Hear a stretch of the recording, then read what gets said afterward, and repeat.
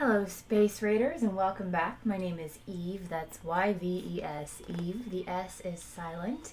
I have been on a break for a little while, so if you are just tuning in today, I'm just coming back from a week off. My birthday was on Thursday. I am now a quarter of a century old, 25 years. If you're watching this broadcast live, welcome to my Twitch. If you're watching a past broadcast on YouTube, welcome to my channel. Today we're going to be reading Douglas Adams' The Restaurant at the End of the Universe, chapters 14 through 17. And I've got my book open just here. So I went to karaoke last night as a late birthday celebration. My voice is a little tired, so I'm not going to be doing a whole lot of reading today, as well as my body being tired and my brain and guts being ever so slightly hungover. Not too bad. Just I'm not used to drinking anymore. I hardly ever do it, and even though I didn't drink very much, I still feel a little bleh. Hello, Morph. Thank you. Thank you for the birthday wishes. Yeah, I feel like I did pretty well at karaoke. Did a few songs that I know pretty well and did some group songs. One that I know really well, which is Love Shack by the B-52s, and then one that I do not know at all, which is Waterfalls by whoever that musical group is. I can never remember the name. But all I knew was the chorus, so I was just like, I'm going to let these girls do this and I'll jump in on the parts I know. But it was fun. I also sang with a stranger, which was fun. Very drunk stranger named Jackie. So shout out to Jackie. Alright, so I'm going to just jump right into this. And my plan is to go to chapter 17. If my voice gives out before then, I will stop because I don't want to wear it out too much. I've used it a lot yesterday, obviously. And you can hear the rasp and like the... I almost like the way that it sounds when it's like this because it brings it down an octave, but then I know that it's because my vocal cords are tired, so gotta be careful. Watch my assets. Alright, here we go. Chapter 14. 4 inert bodies sank through spinning blackness. Consciousness had died. Cold oblivion pulled the bodies down and down into the pit of unbeing. The roar of silence echoed dismally around them, and they sank at last into a dark and bitter sea of heaving red that slowly engulfed them, seemingly forever.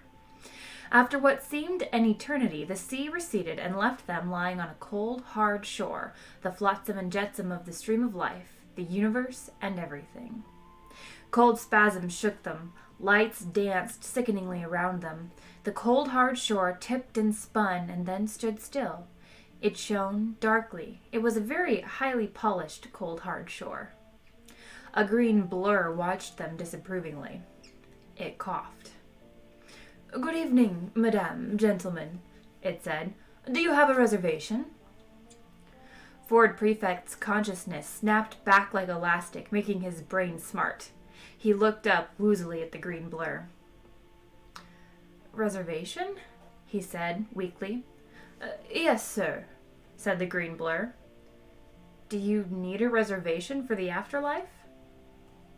Insofar as it is possible for a green blur to arch its eyebrows disdainfully, this is what the green blur now did.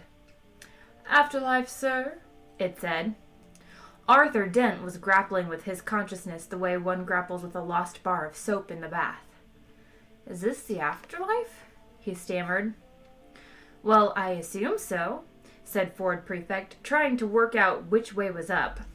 He tested the theory that it must lie in the opposite direction from the cold, hard shore on which he was lying, and staggered to what he hoped were his feet. "I mean," he said, swaying gently, "there's no way we could have survived that blast, is there?"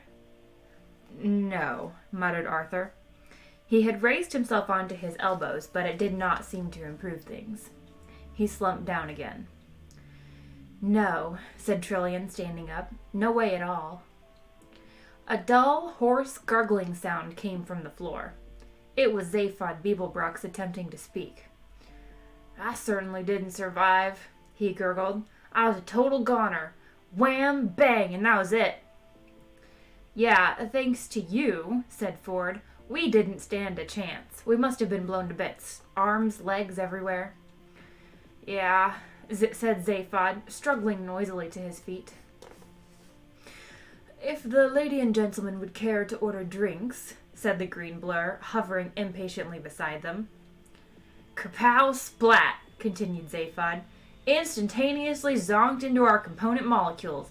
Hey, Ford, he said, identifying one of the slowly solidifying blurs around him. Did you get that thing in your whole life flashing before you? You got that too? Said Ford. Your whole life? Yeah, said Zaphod. At least I assume it was mine. Spent a lot of time out of my skulls, you know. He looked around him at the various shapes that were at last becoming proper shapes instead of vague and wobbling shapeless shapes. So, he said. So what? Said Ford. So here we are, said Zaphod hesitantly. Lying dead. Standing, Trillian corrected him. Standing dead, continued Zaphod. In this desolate restaurant, said Arthur Dent, who had got to his feet and could now, much to his surprise, see clearly. That is to say, the thing that surprised him was not that he could see, but what he could see. Here we are, continued Zaphod doggedly, standing dead in this desolate 5-star, said Trillian. Restaurant, concluded Zaphod. Odd, isn't it? Said Ford. Yeah.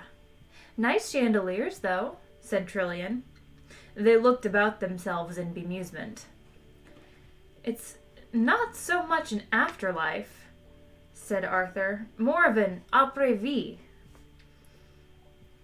The chandeliers were, in fact, a little on the flashy side, and the low vaulted ceiling from which they hung would not, in an ideal universe, have been painted in that particular shade of deep turquoise, and even if it had been, it wouldn't have been highlighted by concealed mood lighting.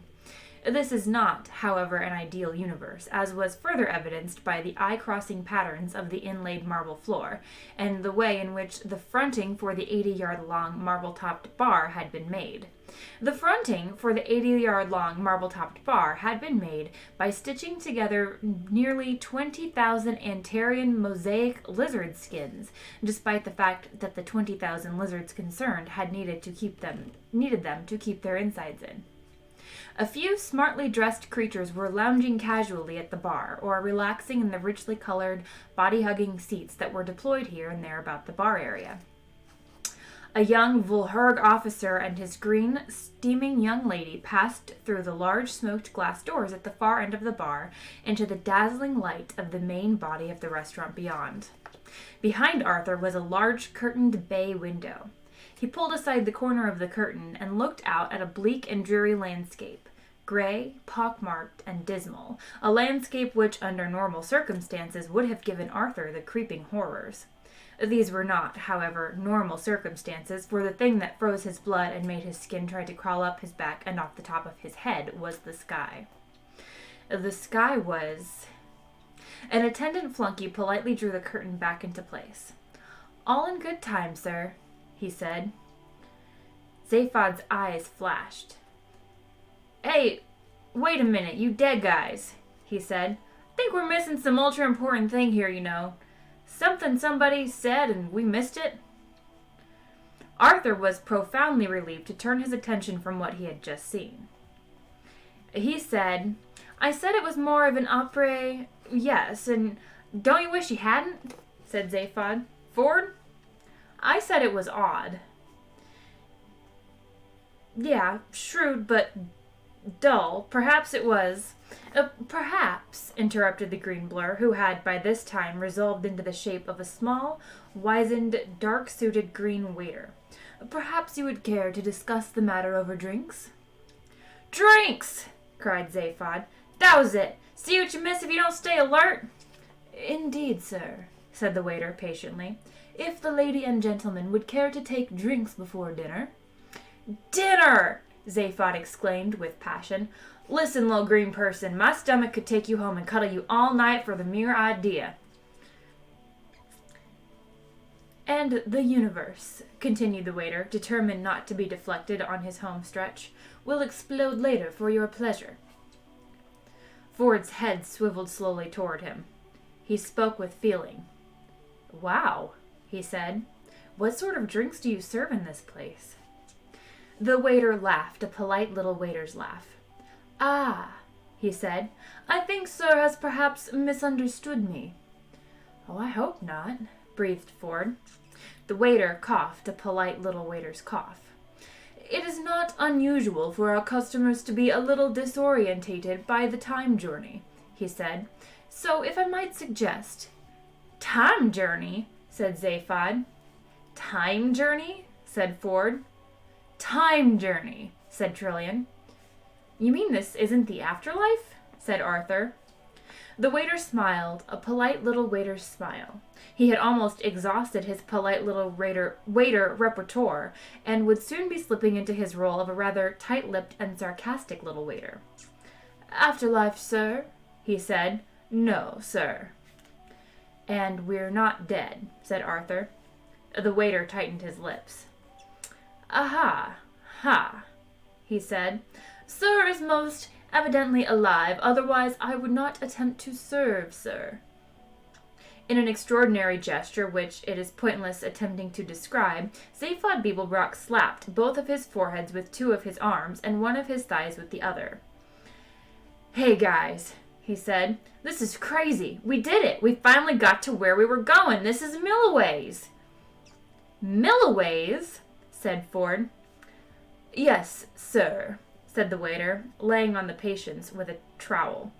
"This is Milliways, the restaurant at the end of the universe." "End of what?" said Arthur. "The universe," repeated the waiter, very clearly and unnecessarily distinctly. "When did that end?" said Arthur. "In just a few minutes, sir," said the waiter. He took a deep breath.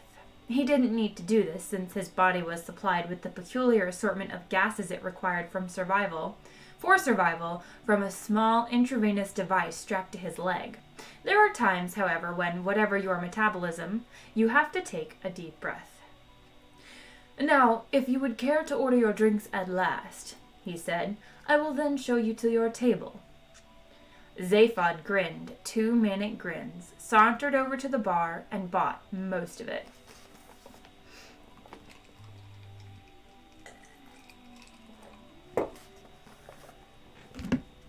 I forgot to turn my ringer off on my phone. There's some kind of small siren happening outside. Chapter 15. The restaurant at the end of the universe is one of the most extraordinary ventures in the entire history of catering. It has been built on the fragmented remains of... it will be built on the fragmented... that is to say, it will have been built by this time, and indeed has been. One of the major problems encountered in time travel is not that of accidentally becoming your own father or mother. There is no problem involved in becoming your own father or mother that a broad-minded and well-adjusted family can't cope with. There is no problem about changing the course of history. The course of history does not change because it all fits together like a jigsaw.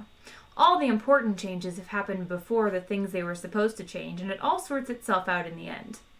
The major problem is quite simply one of grammar, and the main work to consult in this matter is Dr. Dan Street Mentioner's Time Traveler's Handbook of 1001 Tense Formations. It will tell you, for instance, how to describe something that was about to happen to you in the past before you avoided it by time jumping forward 2 days in order to avoid it. The event will be described differently according to whether you are talking about it from the standpoint of your own natural time, from a time in the further future, or a time in the further past, and is further complicated by the possibility of conducting conversations while you are actually traveling from one time to another with the intention of becoming your own mother or father. Most readers get as far as the future semi-conditionally modified subinverted plagal past subjunctive intentional before giving up. And in fact, in later editions of the book, all the pages beyond this point have been left blank to save on printing costs. The Hitchhiker's Guide to the Galaxy skips lightly over this tangle of academic abstraction, pausing only to note that the term future perfect has been abandoned since it was discovered not to be. To resume, the restaurant at the end of the universe is one of the most extraordinary ventures in the entire history of catering. It is built on the fragmented remains of an eventually ruined planet, which is, we'll have in be, enclosed in a vast time bubble and projected forward in time to the precise moment of the end of the universe. This is, many would say, impossible. In it, guests will and on take, their places at the table, and eat, will and on eat, sumptuous meals while watching, will and watchin', the whole of creation explode around them. This, many would say, is equally impossible. You can arrive, may and arrive in on when, for any sitting you like without prior, late for when, reservation because you can book retrospectively, as it were. When you return to your own time, you can have on book haven't to for when pursuing returning when to retro home. This is, many would now insist, absolutely impossible. At the restaurant, you can meet and dine with, may and meet and con with dining on when, a fascinating cross-section of the entire population of space and time. This, it can be explained patiently, is also impossible. You can visit it as many times as you like, may and on visit re-on visiting, and so on. For further tense correction, consult Dr. Street Mentioner's book. And be sure of never meeting yourself because of the embarrassment this usually causes. This, even if the rest were true, which it isn't, is patently impossible, say the doubters. All you have to do is deposit 1 penny in a savings account in your own era, and when you arrive at the end of time, the operation of compound interests means that the fabulous cost of your meal has been paid for. This, many claim, is not merely impossible, but clearly insane, which is why the advertising executives of the star system Bastabulon came up with this slogan. If you've done 6 impossible things this morning, why not round it off with breakfast at Milloway's, the restaurant at the end of the universe?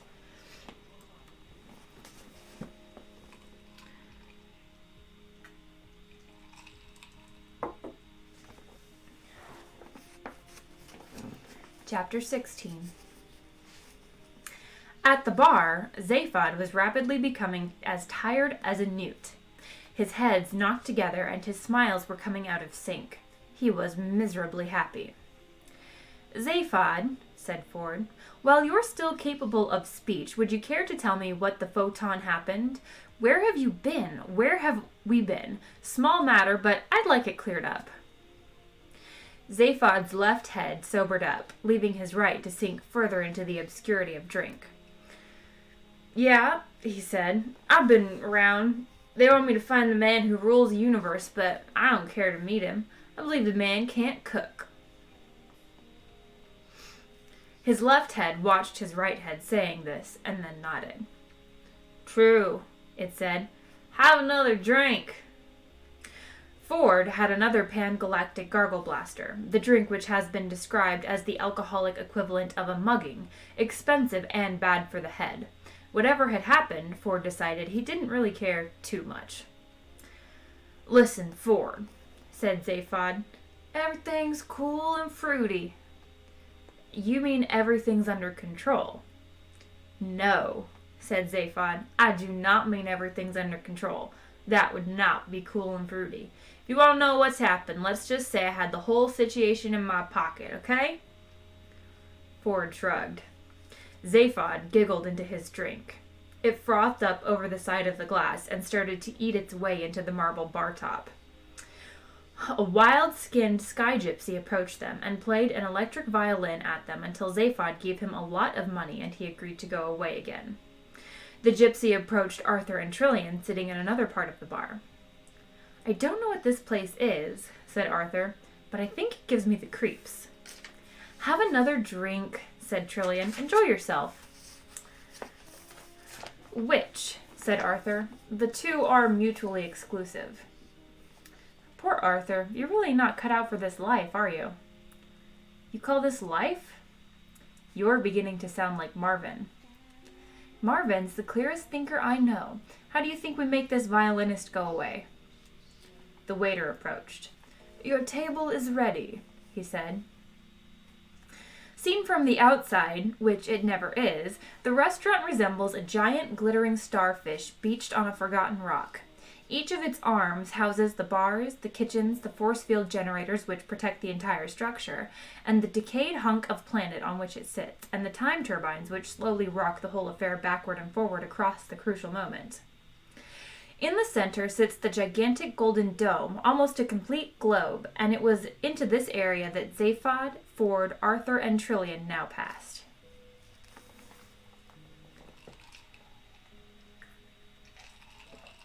Hello, duo. How are you today? At least 5 tons of glitter alone had gone into it before them, and covered every available surface. The other surfaces were not available because they were already encrusted with jewels, precious seashells from Santraginus,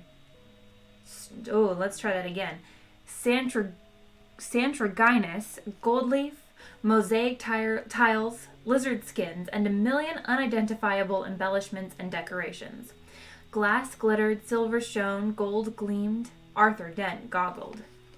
Wow-wee, said Zaphod. Zappo! Incredible, breathed Arthur. The people, the things. The things, said Ford Prefect quietly, are also people. The people, resumed Arthur. The other people. The lights, said Trillian. The tables, said Arthur. The clothes, said Trillian. The waiter thought they sounded like a couple of bailiffs.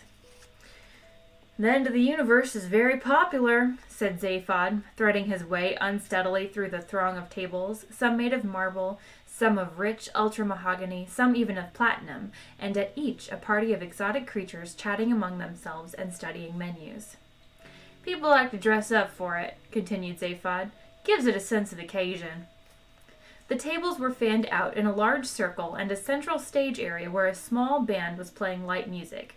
At least 1,000 tables, was Arthur's guess, and interspersed among them were swaying palms, hissing fountains, grotesque statuary, in short, all the paraphernalia common to all the restaurants where little expenses had been spared to give the impression that no expense had been spared. Arthur glanced around, half expecting to see someone making an American Express commercial. Zaphod lurched into Ford, who lurched back into Zaphod. Wow-wee, said Zaphod. Zappo, said Ford. Great-granddaddy must have really screwed up the computer's works, you know, said Zaphod. Told it to take us to the nearest place to eat, and it sends us to the end of the universe. Remind me to be nice to it one day. He paused. Hey, everybody's here, you know. Everybody who was anybody. Was? Said Arthur. The end of the universe, you have to use the past tense a lot, said Zaphod. Because everything's been done, you know. Hi, guys, he called out to a nearby party of giant iguana life forms. How'd you do? Is that Zaphod Beeblebrox? Asked one iguana of another iguana. I think so, replied the second iguana.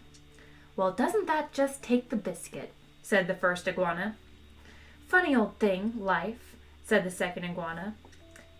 It's what you make it, said the first, and they lapsed back into silence. They were waiting for the greatest show in the universe. Hey, Zaphod, said Ford, grabbing for his arm, and, on account of the third pan-galactic gargle blaster, missing. He pointed a swaying finger. There's an old mate of mine, he said. Hot Black Desiato. See the man at the platinum table with the platinum suit on? Zaphod tried to follow Ford's finger with his eyes, but it made him feel dizzy. Finally, he saw. Oh, yeah, he said. Then recognition came a moment later. Hey, he said. Did that guy ever make it mega big? Wow. Bigger than the biggest thing ever, other than me. Who's he supposed to be? Asked Trillian. Hot Black Desiato, said Zaphod in astonishment. You don't know? You never heard of Disaster Area? No, said Trillian, who hadn't. The biggest, said Ford, loudest rock band in the history of... He searched for the word. History itself, said Zaphod. No, said Trillian. Zowie, said Zaphod. Here we are at the end of the universe and you haven't even lived yet. Did you miss out? He led her off to where the waiter had been waiting all this time at the table. Arthur followed them, feeling very lost and alone.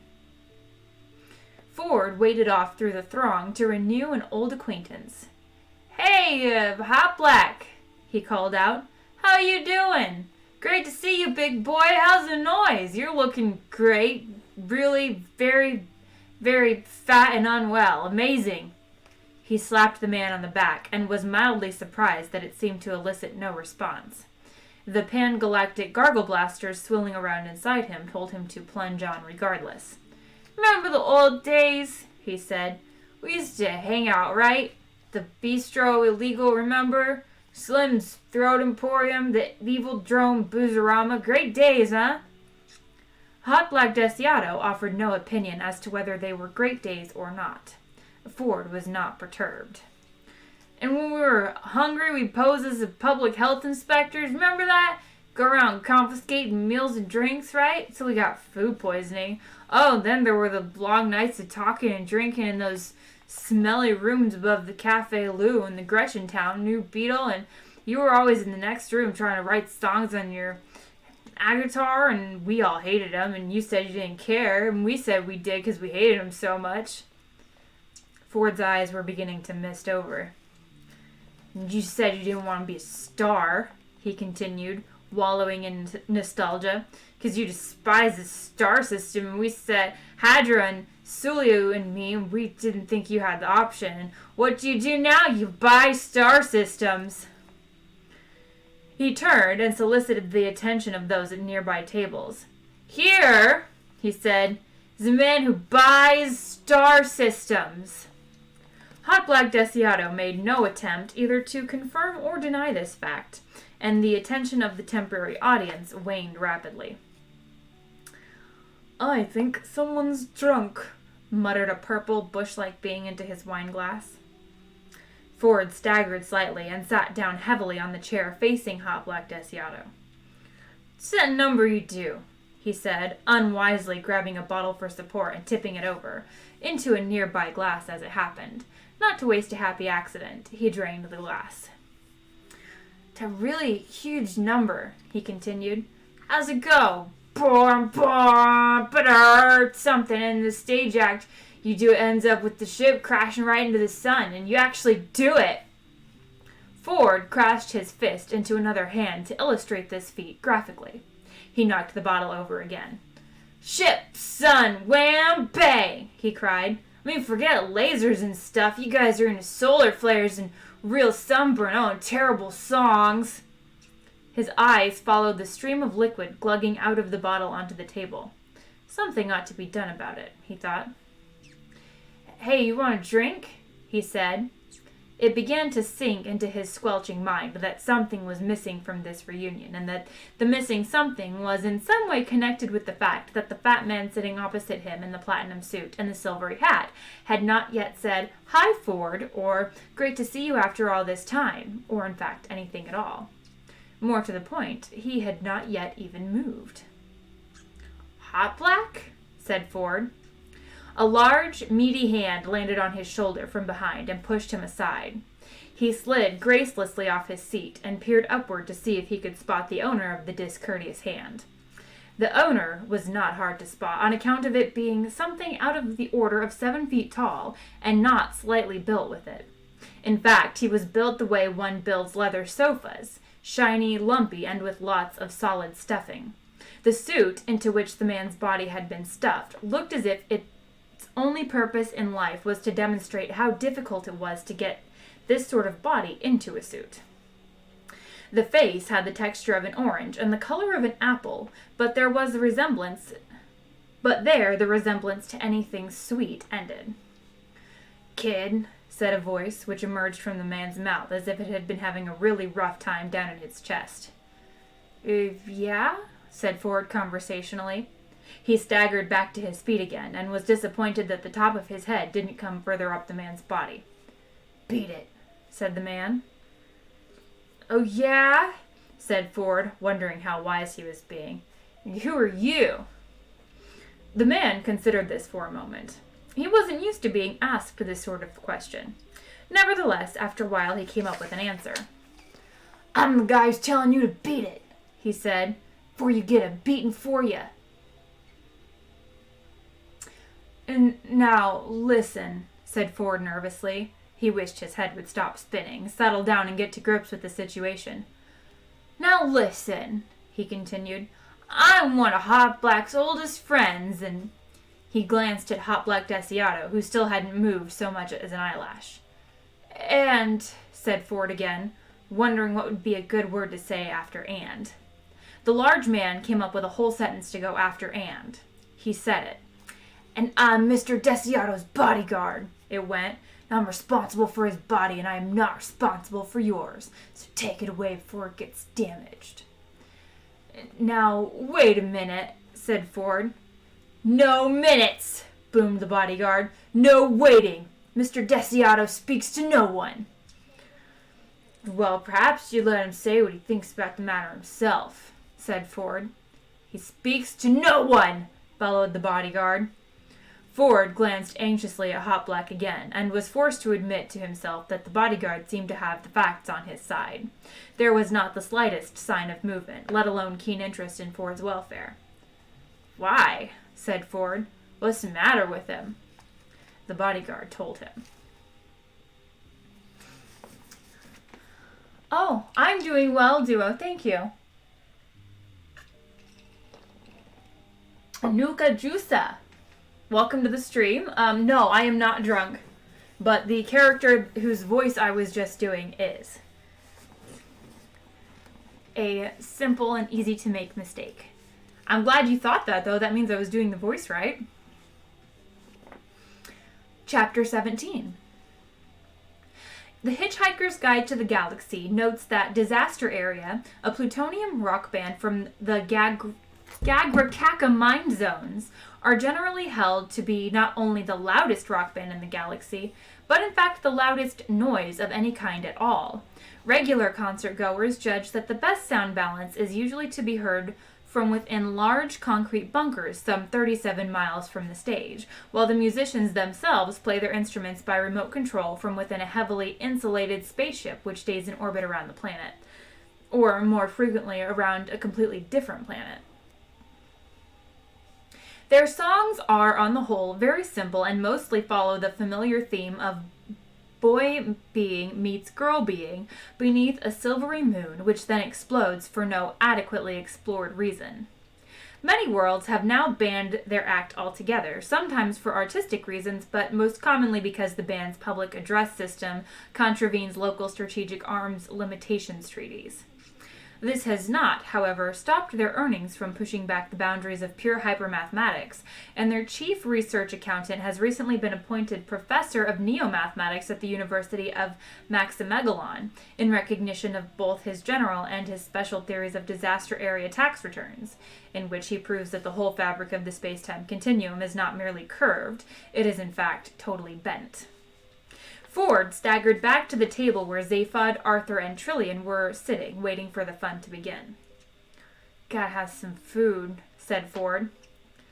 Have, Ford, said Zaphod. Speak to this big noise boy? Ford waggled his head noncommittally. Hot Black? Sort of spoke to him, yeah. What'd he say? Well, not a lot, really. He's, Yeah? Spend a year dead for tax reasons. I gotta sit down. He sat down. The waiter approached. Would you like to see the menu? He said. Or would you like to meet the dish of the day? Huh? Said Ford. Huh? Said Arthur. Huh? Said Trillian. That's cool, said Zaphod. We'll meet the meat. In a small room in one of the arms of the restaurant complex, a tall, thin, gangling figure pulled aside a curtain, and Oblivion looked him in the face. It was not a pretty face, perhaps because Oblivion had looked him in it so many times. It was too long for a start, the eyes too sunken and hooded, the cheeks too hollow. His lips were too thin and too long, and when they parted his teeth looked too much like a recently polished bay window. The hands that held the curtain were long and thin too. They were also cold. They lay lightly along the folds of the curtain and gave the impression that, if he didn't watch them like a hawk, they would crawl away of their own accord and do something unspeakable in a corner. He let the curtain drop, and the terrible light that had played on his features went off to play somewhere more healthy. He prowled around his small chamber like a mantis contemplating an evening's praying, finally settling on a rickety chair by a trestle table where he leafed through a few sheets of jokes. A bell rang. He pushed the thin sheaf of papers aside and stood up. His hands brushed limply over some of the 1,000,000 rainbow-colored sequins within which his jacket was festooned, and he was gone through the door. In the restaurant, the lights dimmed, the band quickened its pace, a single spotlight stabbed down into the darkness of the stairway that led up to the center of the stage. Up the stairs bounded a tall, brilliantly colored figure. He burst onto the stage, tripped lightly up to the microphone, removed it from its stand with one swoop of his long, thin hand, and stood for a moment, bowing left and right to the audience, acknowledging their applause and displaying to them his bay window. He waved to his particular friends in the audience, even though there weren't any there, and waited for the applause to die down. He held up his hand and smiled a smile that stretched, not merely from ear to ear, but seemed to extend some way beyond the mere confines of his face. "Thank you, ladies and gentlemen," he cried. "Thank you very much. Thank you so much." He eyed them with a twinkling eye. "Ladies and gentlemen," he said, "the universe as we know it has now been in existence for over 170 million billion years, and will be ending in a little over half an hour. So welcome one and all to Milliways, the restaurant at the end of the universe." With a gesture, he deftly conjured another round of spontaneous applause. With another gesture, he cut it. "I am your host for tonight," he said. "My name is Max Quartleplein." Everybody knew this. His act was famous throughout the known galaxy, but he said it for the fresh applause it generated, which he acknowledged with a disclaiming smile and a wave. "And I've just come straight from the very, very other end of time, where I've been hosting a show at the Big Bang Burger Bar, where I can tell you we had a very exciting evening, ladies and gentlemen, and I will be with you right through this historic occasion at the end of history itself." Another burst of applause died away quickly as the lights dimmed down further. On every table, candles ignited themselves spontaneously, eliciting a slight gasp from all the diners and wreathing them in 1,000 tiny flickering lights and 1,000,000 intimate shadows. A tremor of excitement thrilled through the darkened restaurant as the vast golden dome above them began to very, very slowly dim, to darken, to fade.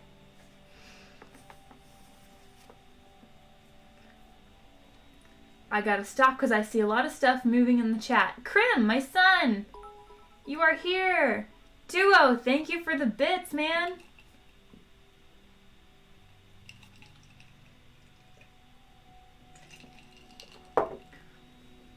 How are you doing, Krim?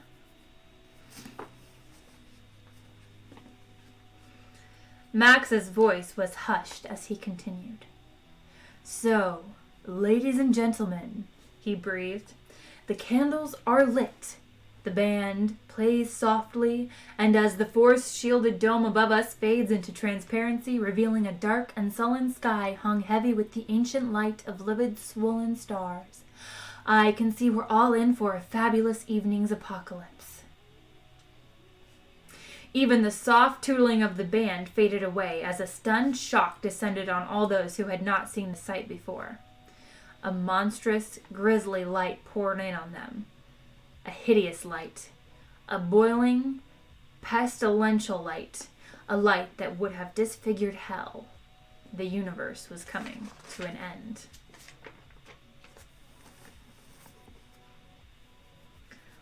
I see a Strife here. How you doing, Strife?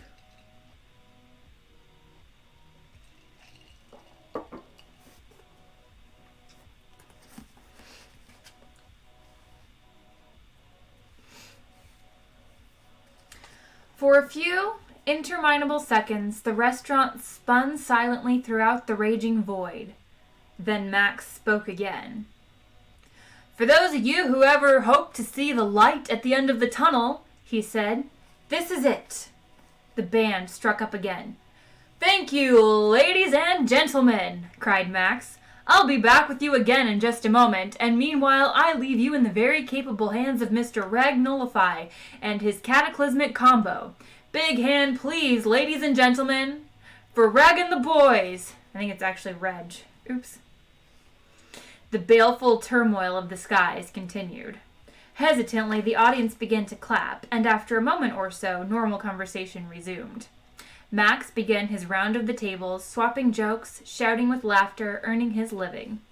A large dairy animal approached Zaphod Beeblebrox's table, a large, fat, meaty quadruped of the bovine type, with large, watery eyes, small horns, and what might have almost been an ingratiating smile on its lips. "Good evening," it lowed, and sat back heavily on its haunches. "I am the main dish of the day. May I interest you in parts of my body?" It harumphed and gurgled a bit, wiggled its hindquarters into a more comfortable position, and gazed peacefully at them.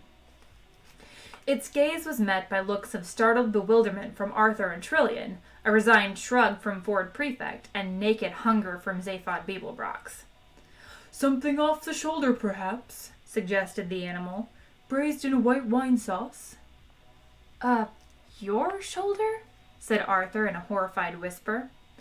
"But naturally my shoulder, sir," mooed the animal contentedly. "Nobody else's is mine to offer." Zaphod leapt to his feet and started prodding and feeling the animal's shoulder appreciatively. "Oh, the rump is very good," murmured the animal. "I've been exercising it and eating plenty of grain, so there's a lot of good meat there." It gave a mellow grunt, gurgled again, and started to chew the cud. It swallowed the cud again. "Or a casserole of me, perhaps?" it added. You mean this animal actually wants us to eat it?" whispered Trillian to Ford. "Me?" said Ford, with a glazed look in his eyes. "I don't mean anything." "That's absolutely horrible!" exclaimed Arthur. "The most revolting thing I've ever heard." "What's the problem, Earthman?" said Zaphod, now transferring his attention to the animal's enormous rump. "I just don't want to eat an animal that's standing there inviting me to," said Arthur. "It's heartless." "Better than eating an animal that doesn't want to be eaten," said Zaphod. "That's not the point," Arthur protested. Then he thought about it for a moment. "All right," he said. "Maybe it is the point. I don't care. I'm not going to think about it now, or I'll just, The universe raged about him in its death throes. "I think I'll just have a green salad," he muttered. "May I urge you to consider my liver?" asked the animal. "It must be very rich and tender by now. I've been force-feeding myself for months." "A green salad," said Arthur emphatically. "A green salad," said the animal, rolling his eyes disapprovingly at Arthur. "Are you going to tell me," said Arthur, "that I shouldn't have green salad?" "Well," said the animal, "I know many vegetables that are very clear on that point, which is why it was eventually decided to cut through the whole tangled problem and breed an animal that actually wanted to be eaten, and was capable of saying so clearly and distinctly. And here I am." It managed a very slight bow. "Glass of water, please," said Arthur. "Look," said Zaphod, "we want to eat. We don't want to make a meal of the issues. For 4 rare steaks, please, and hurry. We haven't eaten in 576,000 million years."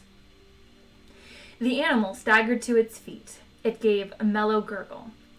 "A very wise choice, sir, if I may say so. Very good," it said. "I'll just nip off and shoot myself." He turned and gave a friendly wink to Arthur. "Don't worry, sir," he said. "I'll be very humane." It waddled unhurriedly off to the kitchen. A matter of minutes later, the waiter arrived with 4 huge steaming steaks. Zaphod and Ford wolfed straight into them without a second's hesitation. Trillian paused, then shrugged and started into hers.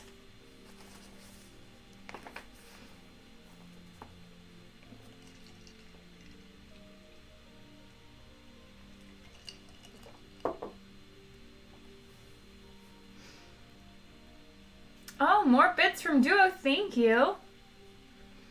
Oh, thank you, Strife. I like doing voices, and these books are full of crazy characters, so that's kind of fun. And you guys feel free to chat away. I'll glance over here and there.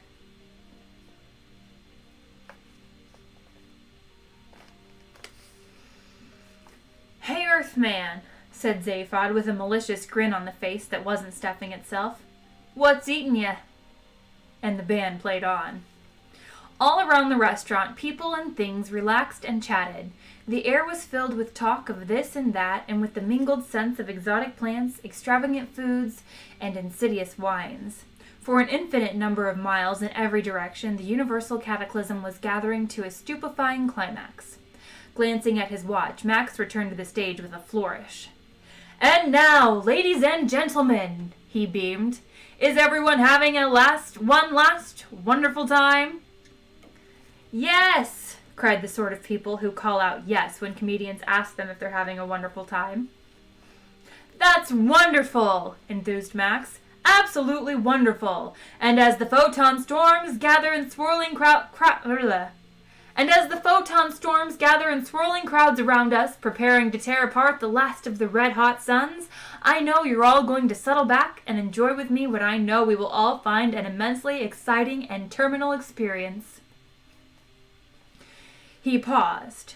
He caught the audience with a glittering eye. Believe me, ladies and gentlemen, he said, there is nothing penultimate about this one. He paused again. Tonight, his timing was immaculate.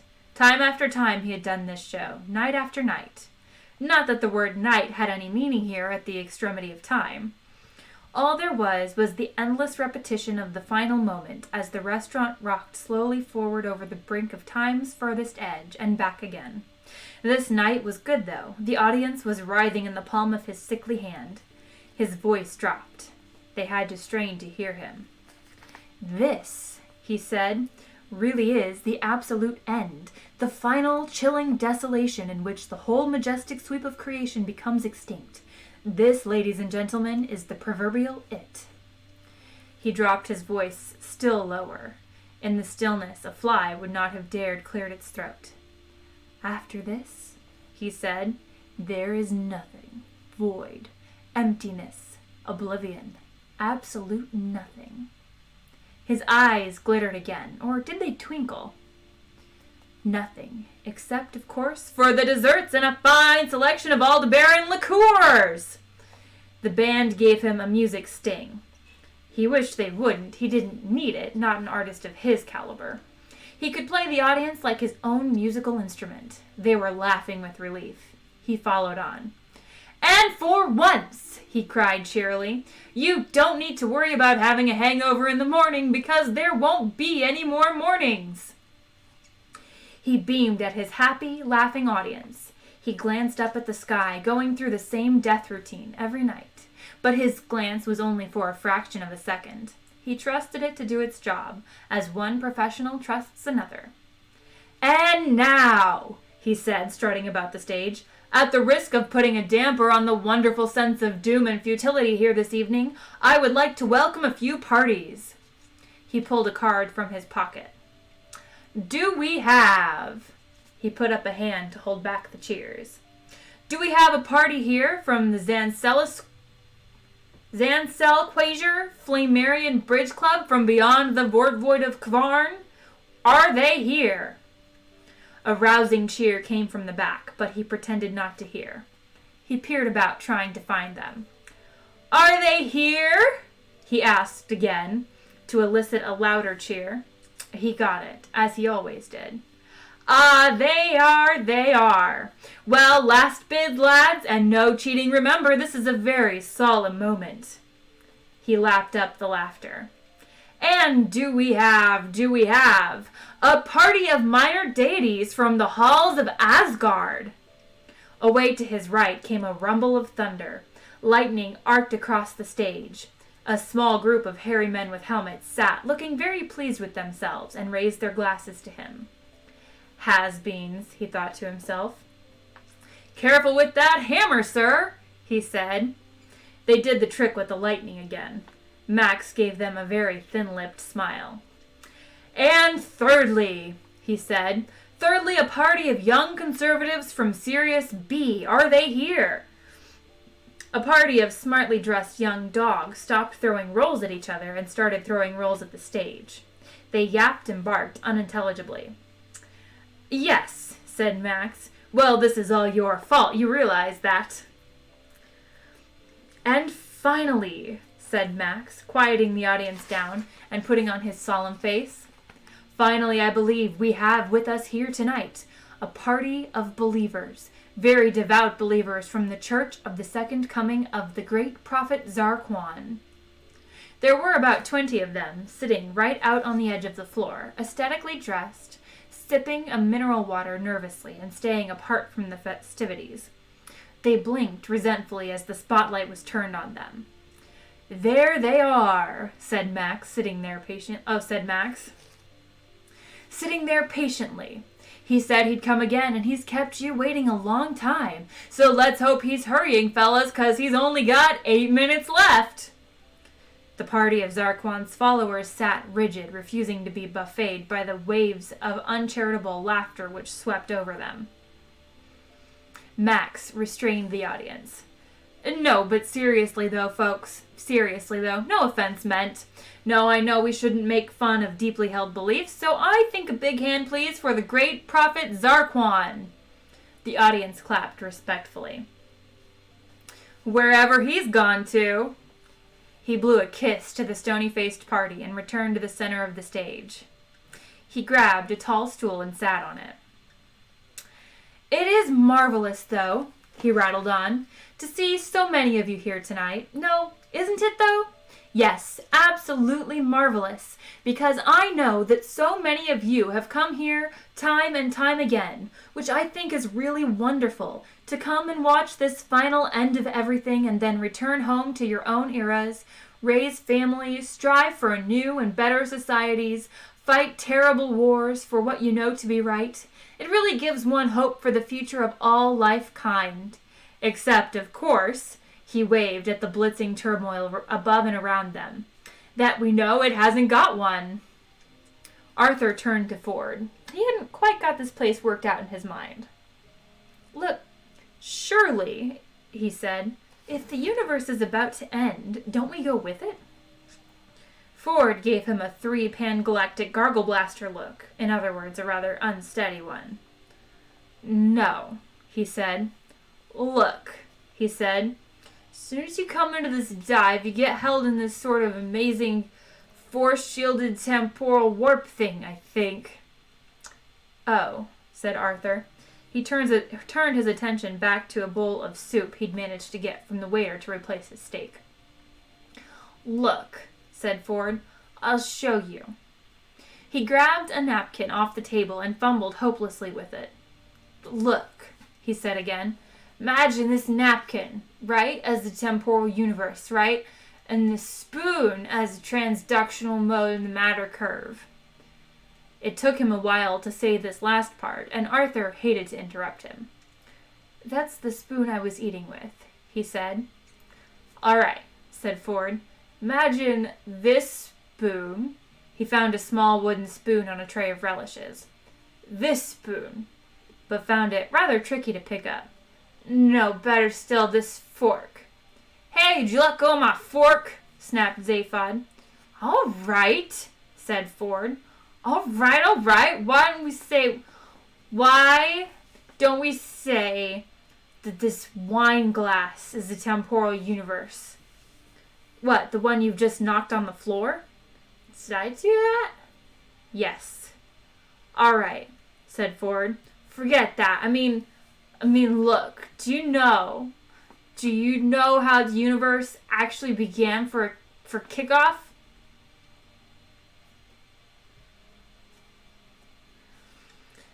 Probably not, said Arthur, who wished he'd never embarked on any of this.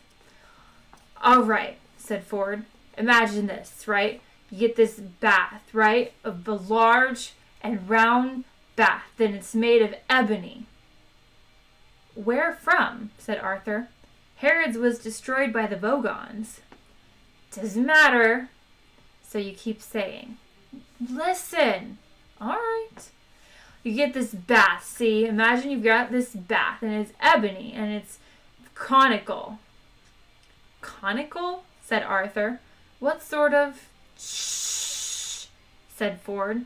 "It's conical. So what you do is, you see, is you fill it with fine white sand, all right, or sugar, fine white sand and / or sugar, anything, it doesn't matter, sugar's fine. And when it's full, you pull the plug out." "Are you listening?" "I'm listening." "You pull the plug out, and it all just twirls away, see, right out of the plug hole." "I see." You don't see at all. I haven't got to the clever bit yet. You want to hear the clever bit? Tell me the clever bit." "I'll tell you the clever bit." Ford thought for a moment, trying to remember what the clever bit was. "The clever bit," he said, "is this. You film it happening." "Clever," agreed Arthur. "You get a movie camera and you film it happening."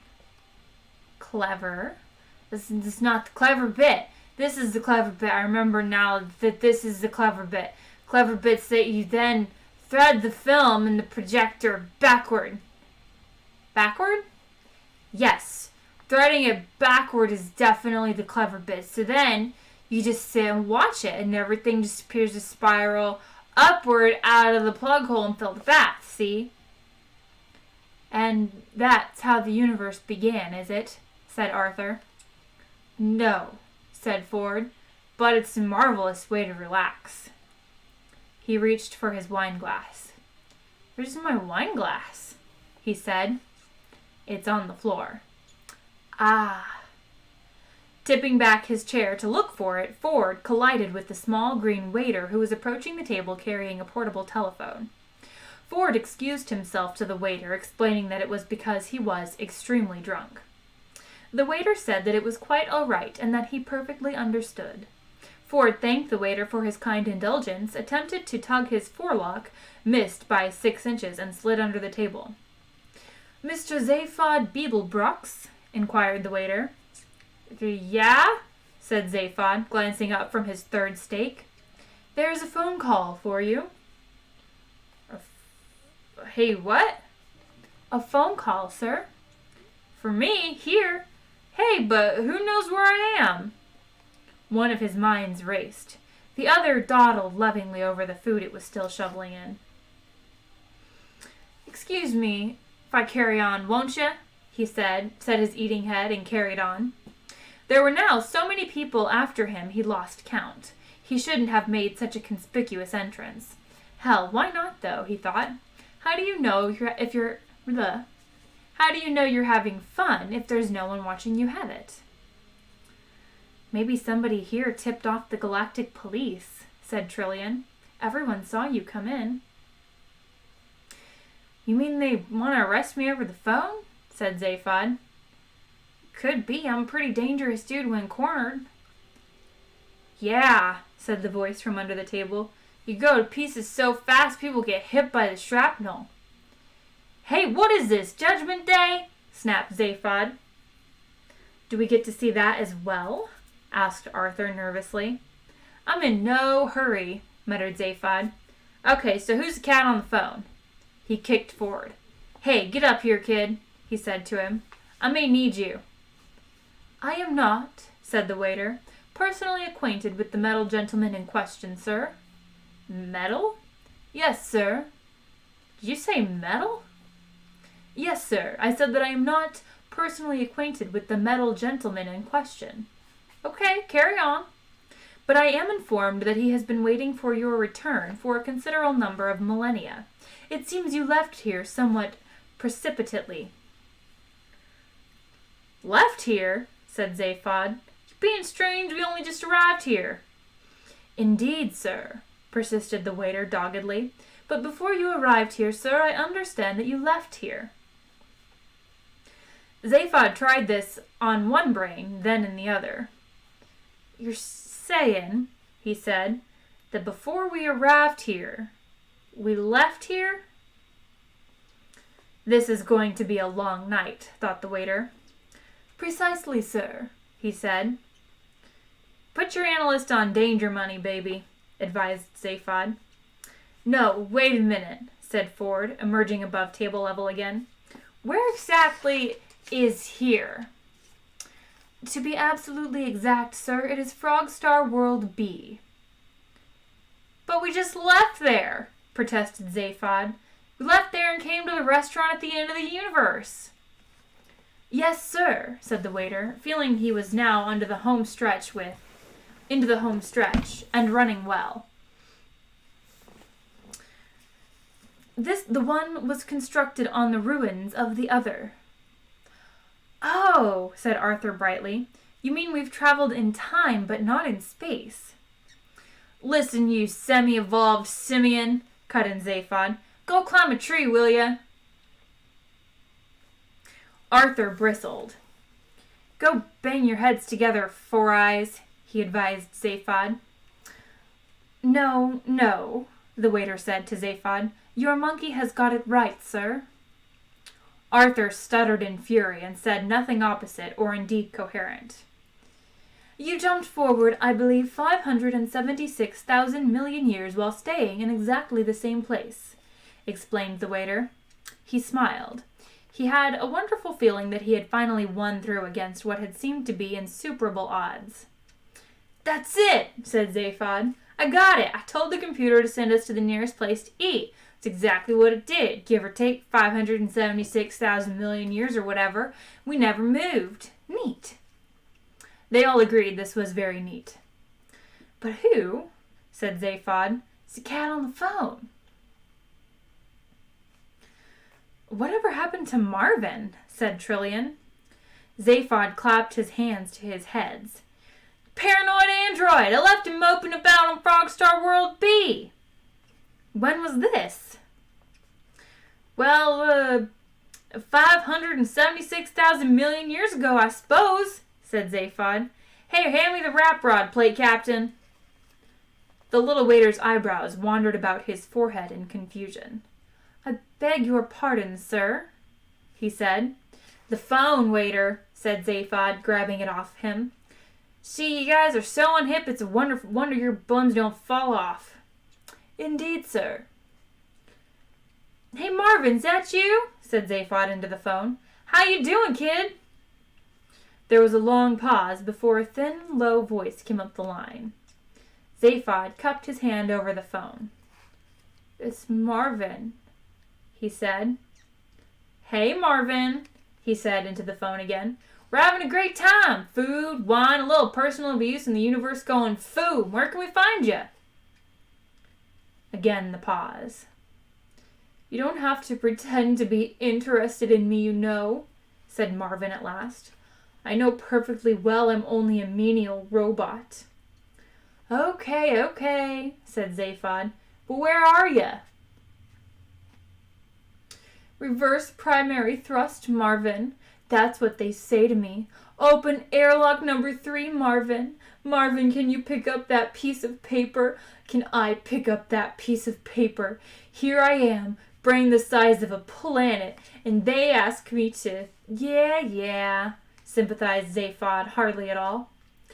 But I'm quite used to being humiliated, droned Marvin. I can even go and stick my head in a bucket of water if you like. Would you like me to go and stick my head in a bucket of water? I've got one ready. Wait a minute. Hey, Marvin, interrupted Zaphod, but it was too late. Sad little clunks and gurgles came up the line. What's he saying? Asked Trillian. Nothing, said Zaphod. He just phoned to wash his head at us. There, said Marvin, coming back on the line and bubbling a bit. I hope that gave satisfaction. Yeah, said Zaphod. Now will you please tell us where you are? I'm in the parking lot, said Marvin. Parking lot? Said Zaphod. What are you doing there? Parking cars. What else does one do in a parking lot? Okay, hang in there. We'll be right down. In one movement, Zaphod leapt to his feet, threw down the phone, and wrote Hot Black Desiato on the bill. Come on, guys, he said. Marvin's in the parking lot. Let's get on down. What's he doing in the parking lot? Asked Arthur. Parking cars, what else? Dum-dum. But what about the end of the universe? We'll miss the big moment. I've seen it. It's rubbish, said Zaphod. Nothing but a nab gib. A what? Opposite of Big Bang. Come on, let's get zappy. Few of the other diners paid them any attention as they weaved their way through the restaurant to the exit. Their eyes were riveted on the horror of the skies. An interesting effect to watch for, Max was telling them, is in the upper left-hand quadrant of the sky, where, if you look very carefully, you can see the star system Hastromill boiling away into the ultraviolet. Anyone here from Hastromill? There were one or two slightly hesitant cheers from somewhere at the back. Well, said Max, beaming cheerfully at them, it's too late to worry about whether you left your gas on now.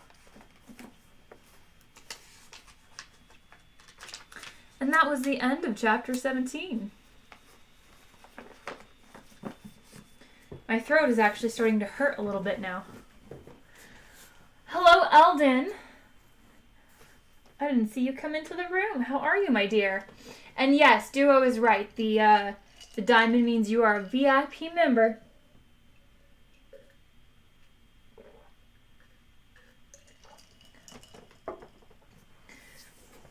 And I think this is good lurk material. I like being on in the background for people. Just me, chittering away, reading a story. You got an expensive laptop? That's awesome. You dropped it? That's not awesome. That is unawesome. No. Oh my gosh, that is horrible.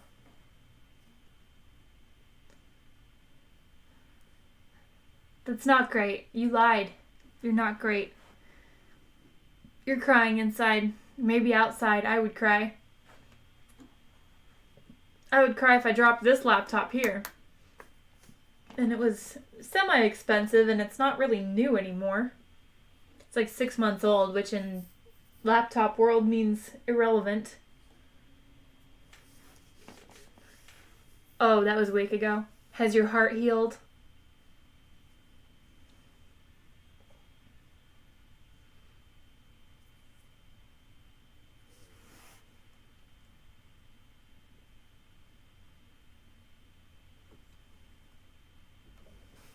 I would cry too. Big time. Ugh. That would be majorly upsetting.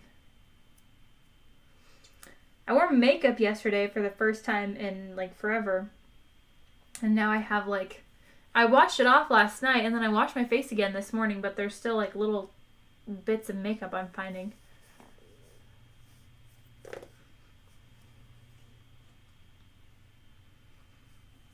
Oh, that's good.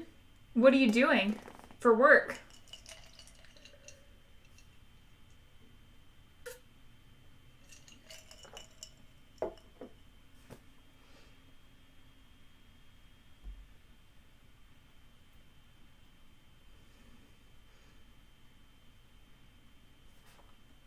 Lothmore's dad's cooking something. I can smell it. Just retail, okay. Lots of retail work this time of year.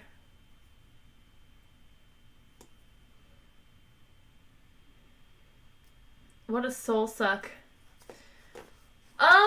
Nothing really. My birthday was this week on Thursday. And yesterday I celebrated. I went to karaoke at a bar. Got a little drunk. Sang a few songs. That's why my throat's like kind of raw today. I've been doing more reading on stream. Less gaming and more reading. Which I'm really enjoying. It's kind of fitting into my... I don't know. I think I have video. I don't have it though. My friend who went with me was taking video. I think I took video of her singing. See. I can probably share it with you guys in the Discord.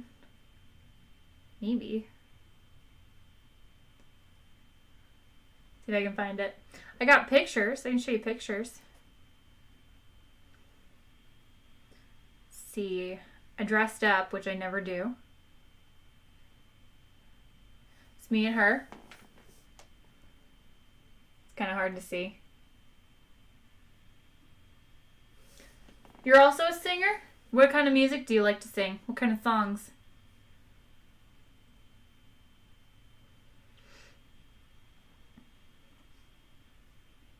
I'd put a picture. A bad one. I think I'm okay. I'm an okay singer.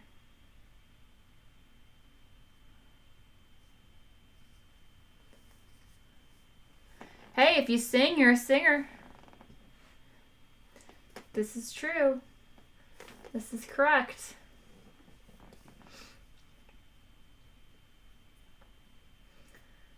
So, I haven't been out in a long time, and I usually don't go drinking, but I did yesterday, or last night, I guess, and all I had was, I had one mixed drink when I got there, and then I had 2, 22-ounce beers, and I feel like poo-poo today. Like, I barely drank anything, and this was over the course of, maybe 3 hours? 4 hours? You're a violinist? I didn't know that. That's awesome. And a bad one. You just gotta practice.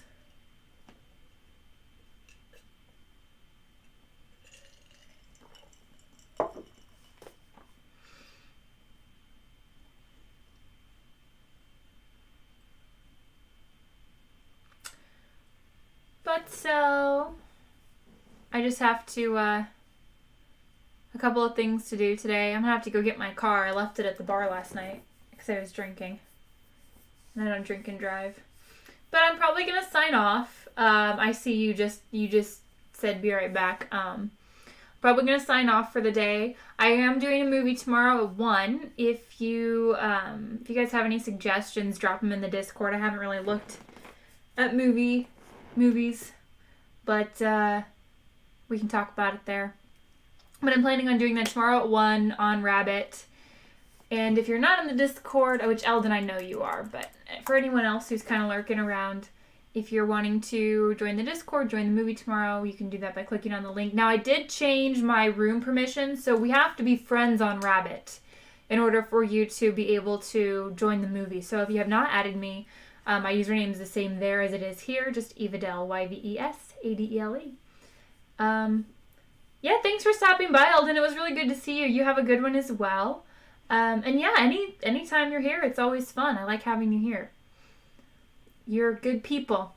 Well, have a great day, guys. Thanks for watching, and I will see you soon.